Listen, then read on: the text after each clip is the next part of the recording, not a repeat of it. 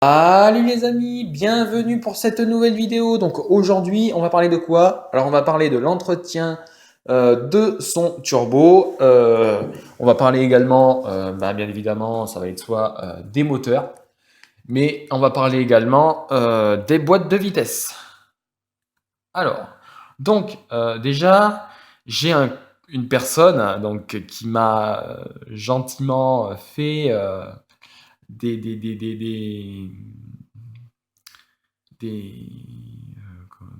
des- un commentaire. Et puis d'ailleurs, franchement, c'est très intéressant. Euh,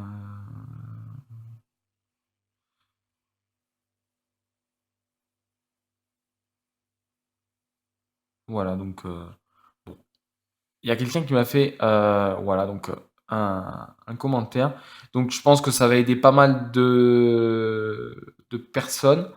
Notamment, alors déjà, on va parler d'un premier sujet. Donc les filtres à essence. Notamment, donc, je vais te saluer. Donc, alors, Christophe Gastino, donc, je te salue. Alors, donc déjà, cette personne-là m'a posé donc une question. Il m'a demandé, voilà, donc moi, je dois changer mon filtre à essence. Où est-ce qu'il est sur la 208? Alors, il faut savoir que aujourd'hui, sur les voitures, alors sur les diesels, c'est pas pareil. Sur tous les véhicules essence, moteur de chez PSA et chez beaucoup d'autres, eh bien, il n'y a plus de filtre à essence. On ne change plus les filtres à essence. Les filtres à essence, ils sont directement intégrés. Alors ça fait quand même assez longtemps que ça existe. Ils sont directement intégrés au réservoir. Ah oui, ils sont intégrés directement dans le réservoir. Alors pour changer le filtre, il faut tomber le réservoir. Et je crois même qu'il faut carrément changer le réservoir. Ou voilà, enfin, il faut l'envoyer chez un pro. Et qu'il faut... Enfin bon, c'est assez compliqué, je crois. Donc du coup, voilà, donc ça ne se change pas. Ça ne se change pas. Voilà, et je trouve ça débile parce que un filtre à essence, il est pas à vie quoi.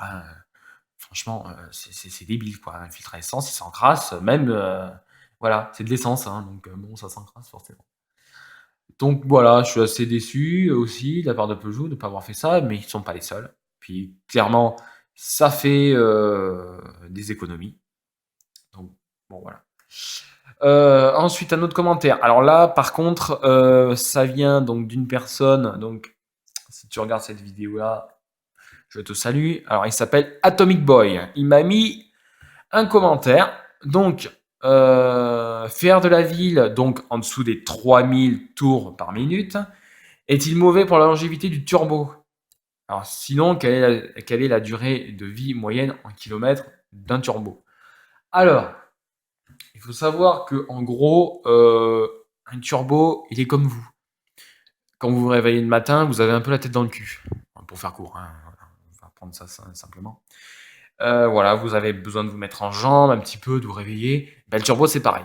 Quand vous allez démarrer votre moteur, alors déjà, on va parler des moteurs essence et diesel pour que ce soit un peu plus facile.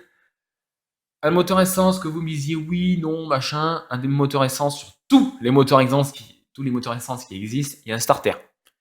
Il y a un starter. Vous tirez plus une manette pour mettre le starter. Voilà. Euh, un starter, le starter, il dure environ 2 minutes sur les voitures essence. Sur les moteurs diesel, c'est différent. Sur les moteurs diesel, parce que ça marche différemment, donc on va expliquer un peu le fonctionnement. Les moteurs diesel, vous avez des bougies de préchauffage.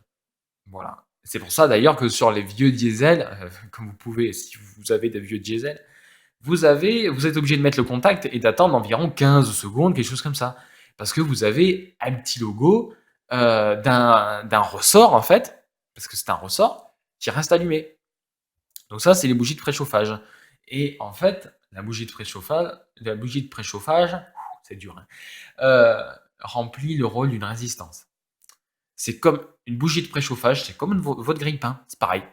Quand vous appuyez pour faire descendre votre pain pour qu'il se mette à griller, il y a les résistances qui vont se mettre à chauffer et qui vont devenir rouges. C'est exactement le même principe, sauf que c'est avec des bougies, voilà, et que c'est pas un ressort, hein.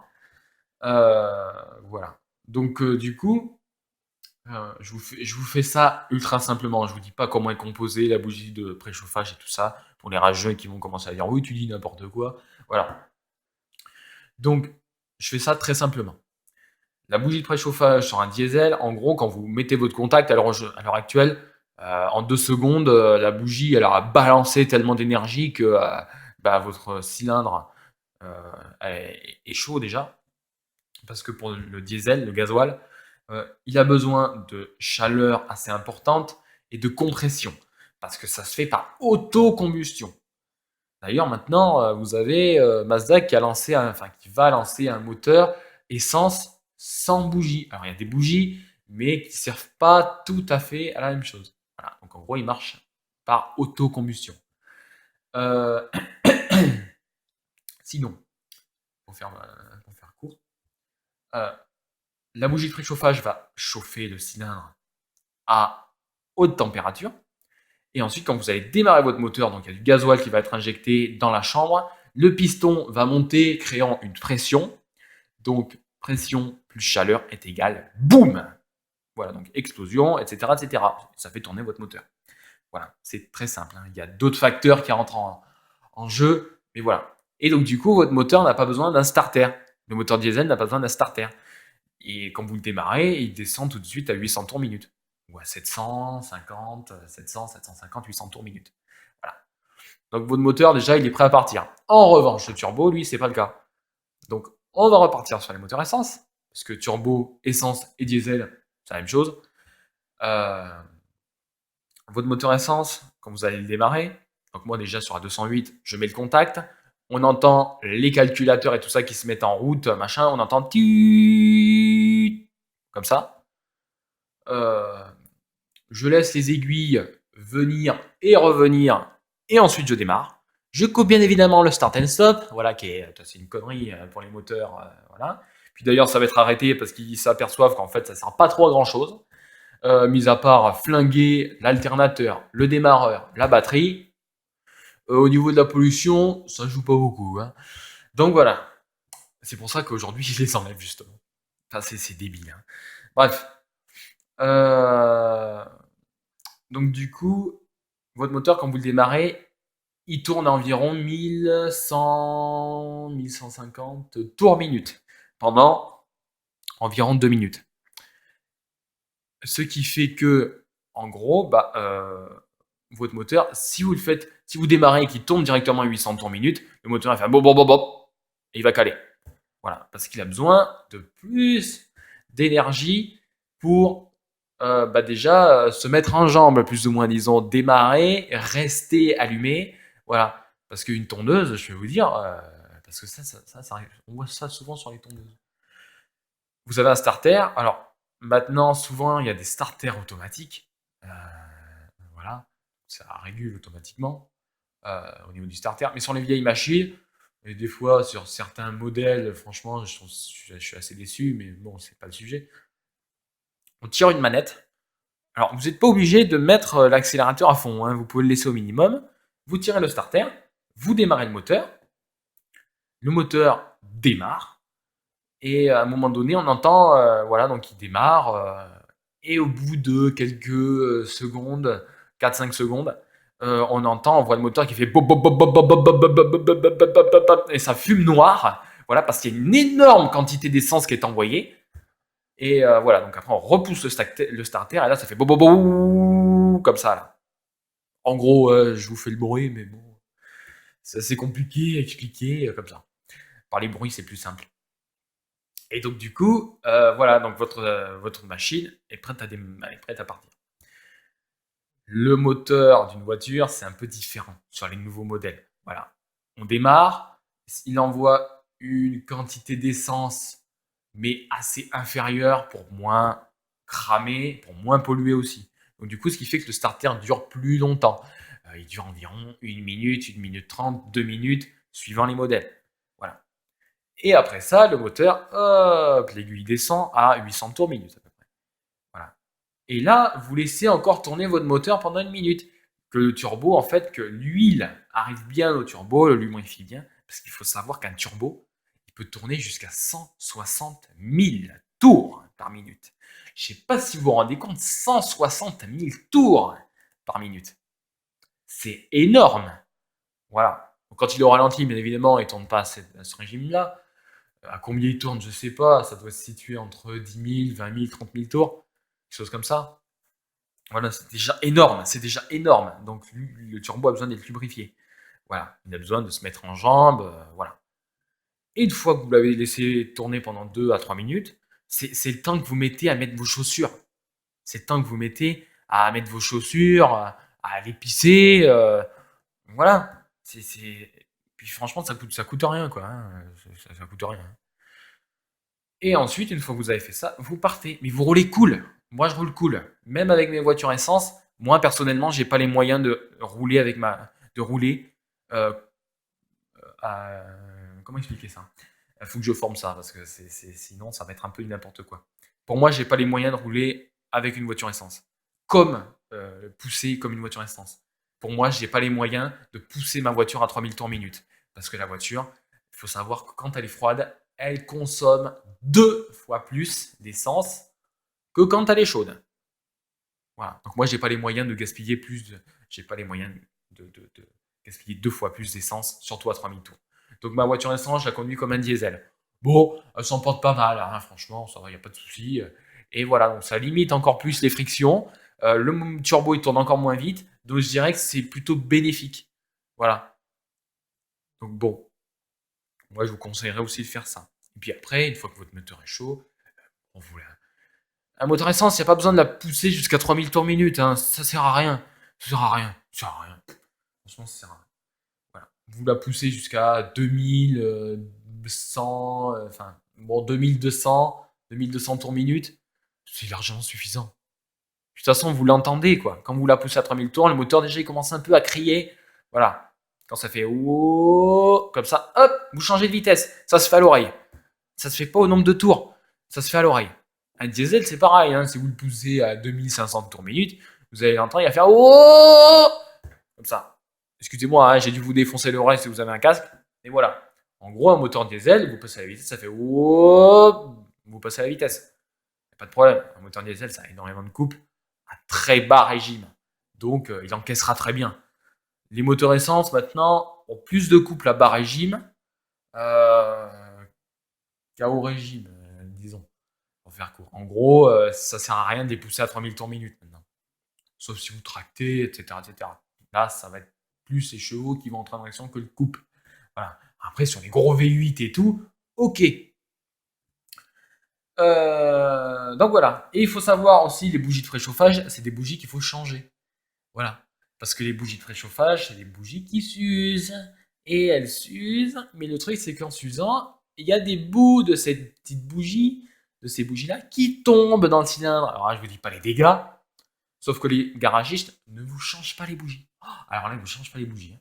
Vous y allez, bonjour, j'ai mes bougies de préchauffage à changer. Ah non, non, non, non, non, non, non, hein, ne fais pas ça, hein. Pourquoi? Je vais vous expliquer, c'est très simple. C'est que quand c'est des bougies qui sont super, super, méga, alors voilà, quand j'utilise ça, c'est vraiment méga, hein, fragile. C'est-à-dire que si vous les démontez, qu'elles tapent contre la culasse, bam, elles se fend. Elles se fend, elles se cassent, ça tombe dans le cylindre. Et alors là, il faut déculasser, et il faut changer, et nanani, et nanana. Ça coûte hyper cher. Et ça, après, c'est pas à vous de le payer. C'est au garagiste, et ça lui coûte plus cher que si vous avez changé juste les bougies de préchauffage. C'est pour ça qu'ils les font pas. Voilà. Donc c'est assez particulier. Bref. Ensuite, voilà. Donc un turbo, si vous le ménagez, que vous roulez cool, que vous faites l'entretien régulièrement, que vous faites vos vidanges tous les 10 000 km, parce qu'une huile se dégrade à partir de 10 000 km, et le turbo il n'aime pas ça. Vous changez l'huile tous les 10 000 km. Alors après, ça dépend sur quelle voiture. Si c'est sur A208, si c'est les moteurs 1,2 litre et autres de certaines marques, c'est sûr, ça coûte cher, hein. Ah oui, je peux vous dire, ça coûte cher, hein, l'entretien. Déjà, c'est vous qui le faites, hein. Mais si vous le faites par un garagiste, oh, la facture elle explose. Voilà. Euh, Déjà, moi, ça me coûte cher à faire. Ça me coûte 50 euros plus le prix du filtre, donc environ 10 euros. Ça me coûte 60 euros à faire. Mais si vous faites faire ça par un garagiste, vous en avez au moins pour 140 euros, quoi. Si vous ne faites pas que ça, hein. Donc voilà, enfin, bon, ça coûte très cher. Bref. Donc voilà. Donc si vous y allez cool, vous faites votre vidange, que vous changez vos filtres à air, parce que le filtre à air, alors là, le turbo, il a horreur de ça, hein. Alors là, un filtre à air sale, il a horreur de ça, hein. Il a horreur de ça. Donc voilà. On a fait un peu le tour.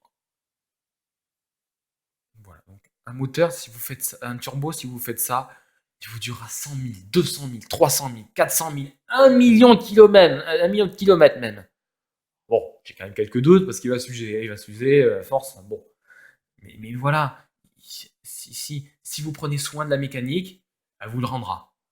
C'est clair. Si vous êtes un gros bourrin, alors là, je peux vous dire, je les vois moi. Parce que quand je voyais les jeunes conducteurs dans mon lycée, à l'époque, putain, les gars, ils avaient des voitures, des voitures pourries, alors des voitures pourries, c'était des vieux diesel, machin, du style 206 ou même Mégane, je sais pas quoi, Clio. Les mecs, ils démarraient leur moteur, c'était des diesels. Ils balançaient à fond jusqu'au rupteur, le moteur froid. Alors, je pense qu'à mon avis, il y en a beaucoup d'entre vous, sûrement qui ont fait ça aussi, qui sont passés par là. Si vous faites ça, je peux vous dire que vous allez avoir des problèmes. Des problèmes. Et une fois que vous allez chez le garagiste, bonjour, ma voiture, elle a un problème, elle est en panne. Oui, alors il y a ça qui est cassé, il y a ça qui est cassé, il faut changer ça, ça coûte 2000 euros. Alors, si tu as payé la voiture 1500 euros, 2000 euros, ça coûte le prix de la bagnole. Et donc je peux te dire que ça, après, ça te refroidit. Et après, tu en prends soin de ta mécanique. Je pense qu'il y a pas mal de monde qui sont passés par là, et il faut au moins ça pour se rendre compte que une voiture, c'est pas un jouet. C'est pas une voiture de rallye. Même une voiture de rallye, hein, avant, les moteurs, ils sont chauds, hein. Ils sont en température, hein, les boîtes aussi, hein. Voilà.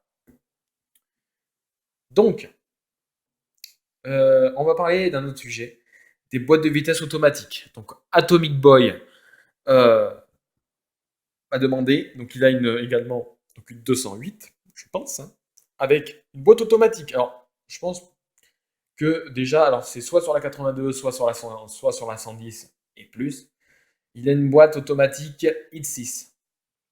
Donc, bien évidemment, comme tous les constructeurs, ils disent oui, il n'y a pas besoin de vidange, c'est à vie. Alors là, non, non, non, non, non. Ils croient en la magie, les constructeurs. Mais c'est pas le cas. C'est comme une boîte manuelle. Une boîte manuelle, on vous dit, il faut la vidanger tous les 80 000. Oui, ok. Alors moi, je suis pas du tout pour, hein. Moi, la vidange de ma boîte de vitesse, sur une voiture qui roule à peu près 14 000, 12 000 km par an, je la fais tous les 2 ans. Je la fais tous les ans, tous les 2 ans. Ou tous les 3 ans, ça dépend. Tous les 30 000 bornes, je la fais. Pourquoi? Bah parce que l'huile, elle s'use. Elle s'use. On vous dit, l'huile dans un bidon non ouvert, que ce soit essence, enfin moteur essence, moteur diesel, boîte de vitesse auto, boîte de vitesse manuelle, elle se garde 2 ans. Putain, mais vous dites, mais con, mais les gars, imaginez dans une boîte de vitesse. C'est quoi? C'est quoi leur délire? Ils disent, oui, ça se change pas, ou ça se change dans 80 000 km. Putain, avant d'avoir fait 80 000 km, putain les gars, oh, eh ben, vous allez en faire hein, des années, des années, des années avec la caisse. Voilà. Donc c'est vraiment des conneries. Parce que dans une boîte de vitesse, il y a des frictions. Dans une boîte de vitesse, ça chauffe. C'est comme un moteur. Comme un moteur. Et je peux vous dire que quand j'ai fait la vidange de la boîte de vitesse de la 208, alors j'ai supprimé la vidéo parce que j'ai oublié de vous montrer quelque chose de très important. Voilà, je l'ai bloqué. Et voilà, c'est pour ça que j'avais autant de retours négatifs. Et malheureusement, ça dans la vidéo, quand j'ai fait le montage, j'ai oublié de la mettre. Donc, il faudrait que je la mette. Voilà. Donc désolé d'avance, même chose pour le liquide de refroidissement, et aussi pour le vidange du liquide. Attends, du liquide. Non, j'ai dit liquide de refroidissement. Oui, liquide de refroidissement, c'est un peu le bazar. Je vais réorganiser ça plus simplement. Et liquide de frein, j'ai oublié de dire quelque chose. Euh, voilà, mais bon, ça c'est pas. Et pourtant, je crois que je l'avais dit, hein, mais j'ai peut-être dû l'oublier aussi. Ou alors c'est à cause de mon logiciel de montage, parce que j'utilisais un logiciel de montage qui était un peu, c'est un peu de bazar. Bref, donc, quoi vous dire? Donc, une boîte de vitesse automatique, manuelle, semi-auto, tout ce que tu veux, ça se vidange. Une boîte automatique, ça se vidange plus souvent qu'une boîte manuelle. Voilà. Dans une boîte automatique, il y a un filtre. Euh, voilà. Par contre, pourquoi les garages ne veulent pas le faire? Parce que ça demande une précision. Voilà, en gros, tu te rates, la boîte, elle est morte. C'est comme ça. C'est assez compliqué à faire, je le sais. Les mécanos, alors, il faut se sentir de le faire. Si vous êtes à l'aise en mécanique, il n'y a rien de compliqué. Voilà, il n'y a rien de compliqué, c'est juste qu'il faut être deux. C'est juste qu'il faut être deux, c'est un peu sale. Voilà. Et ce qui est étonnant, c'est quand on vous dit l'huile, elle ne se change pas, il n'y a pas de vidange, mais on trouve les pièces sur Internet. On trouve les pièces. Bon, ok. Alors après, il y a des spécialistes qui vous font ça. Les constructeurs, n'y comptez pas là-dessus, ils vous le font pas. N'y comptez pas là-dessus, ils vous le font pas. Donc voilà. Alors après, peut-être, ça pourrait être quelque chose d'intéressant. C'est que vous pouvez aller voir Peugeot et enfin Peugeot ou quelqu'un d'autre. En l'occurrence, lui, c'était une Peugeot, mais c'est tous les constructeurs. Vous allez les voir et vous leur dites voilà, donc je viens pour l'entretien, pour la vidange de ma boîte de vitesse. Ils vont vous dire bah non, désolé, on vidange pas les boîtes de vitesse, il n'y a pas à les vidanger. Vous savez ce que vous pouvez leur dire? Vous pouvez leur dire ah bon, parce que le fabricant de l'huile que vous utilisez pour les boîtes de vitesse automatiques, il dit que l'huile se garde jusqu'à 2 ans dans les bidons sans être utilisée. Donc qu'est-ce que c'est dans la boîte de vitesse? Donc vous pouvez leur dire si le constructeur de l'huile moteur dit qu'il faut changer à tel moment, c'est qu'il faut changer à tel moment. Donc vous êtes dans l'obligation de me changer cette huile. Et s'ils veulent pas, vous dites eh bien très bien, ça fait l'objectif d'un vis caché parce que ça fait partie d'un vis caché, voilà, de la voiture. Voilà, en gros, on vous dit oui, ça se vidange pas, ah ben si. Donc la boîte de vitesse, si vous la vidangez pas, il y aura des problèmes par la suite.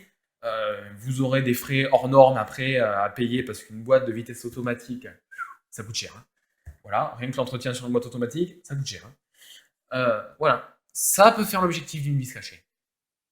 Voilà. Alors après, bon, si vous voulez pas vous casser le cul, clairement, vous avez certaines personnes qui vous le font. Alors, il n'y en a pas beaucoup, vraiment pas beaucoup. J'avais mis quoi déjà? Alors, je vous mettrai également les liens, hein. Mais après, tout dépend d'où vous habitez. Alors après, euh,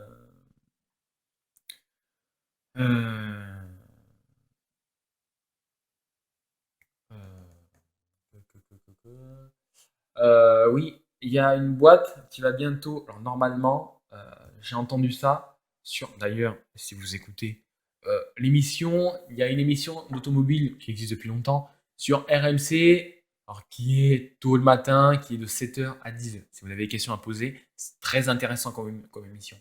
Qui est très professionnel, c'est nickel. Alors il avait dit qu'il y avait, je sais plus, une boîte. Je crois que c'était AD, si je me trompe pas, ou une autre boîte allez demander chez AD au cas où, qui vont se spécialiser dans toute vidange de boîtes automatiques, que ce soit boîte de vitesse semi-automatique, boîte de vitesse automatique, DHG, X6, etc., etc. Voilà, ou X8 d'ailleurs, parce que ça existe aussi. Voilà. Donc, allez demander. Mais c'est ça, moi j'ai pas de boîte de vitesse automatique, c'est pour ça que je n'en voulais pas. Parce que c'est le bordel après pour trouver quelqu'un qui vous fait les vidanges, tout ça. Alors après, c'est sûr, c'est un peu compliqué. Je vais vous expliquer rapidement. Voilà, alors si vous n'êtes pas intéressé pour savoir comment ça marche, bon, la vidéo est terminée. Mais si vous êtes intéressé pour savoir comment ça marche, en fait, une boîte de vitesse automatique, il n'y a pas de. Alors, ça peut arriver, des fois, il y a une vis de vidange, un boulon de vidange. Donc, vous le sortez, donc là, la boîte de vitesse est vidangée aux 3 quarts. Ensuite, si vous voulez faire une vidange totale, vous démontez. Alors là, il faut démonter le carter complètement, il faut sortir le carter. Ça, c'est un peu plus compliqué. Voilà, il faut sortir le carter, il faut sortir le joint. On enlève le filtre à huile. Alors moi, ce que je peux peut-être vous conseiller de faire, mais c'est assez galère, donc bon, il y en a qui ne le font pas. Je vous aurais dit, remplissez déjà le filtre à huile préalablement avant de le reposer. Voilà. Donc, ou sinon, reposez-le. Ensuite, il faut acheter un nouveau joint, ou alors des fois, c'est une pâte exprès, une pâte à joint exprès qu'on met sur le carter, on le repose, on revisse. Là, il y a un couple, donc il faut une clé thermométrique. Ça demande un peu d'outillage. Ah non, même pas. Avant de faire ça, euh, si je me trompe pas, il faut. Oui, c'est ça. Excusez-moi, j'ai oublié quelque chose. Avant de reposer le carter, une fois que vous avez mis votre filtre à huile, vous remettez de l'huile par le bouchon de remplissage. Voilà. Et tout en mettant de l'huile dans votre moteur, enfin dans votre moteur, dans la boîte de vitesse, il faut faire tourner le moteur, tourner la boîte de vitesse, et il faut passer du neutre au drive, à la marche arrière, passer les vitesses si vous pouvez, voilà, parce qu'en fait la boîte va se remplir. Voilà. Et une fois que ça commence à couler, pouf, vous arrêtez. Top, vous coupez le moteur, la vidange est terminée. Hop, vous remettez votre carter, vous faites le plein. Enfin, vous mettez la pâte à joint, vous remettez votre carter, vous remettez les vis, vous serrez au couple, vous remettez la vis de vidange, bien évidemment, et ensuite vous faites le plein de votre boîte de vitesse. Et ensuite vous faites tourner, vous regardez à froid, vous allez faire un tour, vous revenez, vous regardez la jauge, c'est une jauge, où en est le niveau à chaud, et voilà. Bon, après, il ne faut pas se rater. Si vous faites passer cette étape-là, votre boîte, elle est morte, il faut la changer, ça coûte entre 2 et 3 000 euros, je crois. Donc, euh, il faut être prêt hein, pour ça, hein, il faut être prêt. Voilà. Mécaniquement, il faut savoir faire pas mal de choses avant. Voilà. Donc, cette vidéo est maintenant terminée, elle a été très longue. Euh, Moi, je vous dis à une très prochaine vidéo qui sera sans doute. Alors, je sais pas, parce que les 2 vidéos que j'ai faites là sur tout ça, je sais pas trop quand est-ce que je vais les faire. J'ai toujours pas fait de vidéo d'ailleurs sur le filtre Air Sport. Tout va bien. Voilà. Donc moi je vous dis à une très prochaine vidéo. Allez, ciao, bye bye.